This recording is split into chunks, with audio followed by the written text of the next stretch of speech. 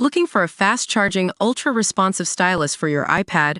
Meet the 2X Fast Charge Active Stylus Pen, designed for 2018 to 2025 Apple iPads. Take your creativity and productivity to the next level.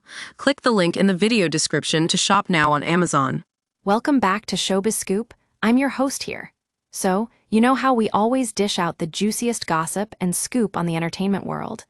Well, today's got a bit of that for BBC Bargain Hunt fans.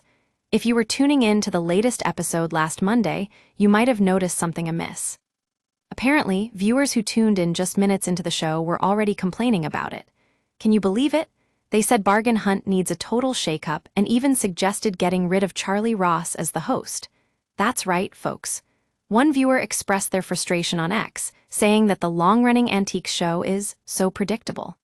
Now, we all know Bargain Hunt has its charm, but maybe it's time to mix things up. Now, I know some of you out there are huge fans of the show and might be thinking, what's wrong with a bit of predictability? But hey, it seems like Charlie Ross himself is getting some flack. Another viewer chimed in saying that editing was off during today's episode. I mean, who doesn't love a good edit, right? So let's get to the nitty-gritty. The red and blue teams were at the fair in Kings Lynn, trying to snag some antiques and sell them for profit. Sounds simple enough, but as we all know, that's where the magic happens, or not. Both teams had their share of successes and failures, with the red team ending up with losses totaling £40, while the blue team lost even more, £58.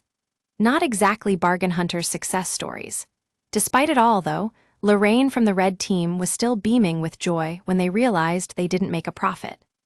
Now, I'm no expert, but I've heard that sometimes when you're watching Bargain Hunt, you might find yourself thinking about how much you'd rather be doing something else.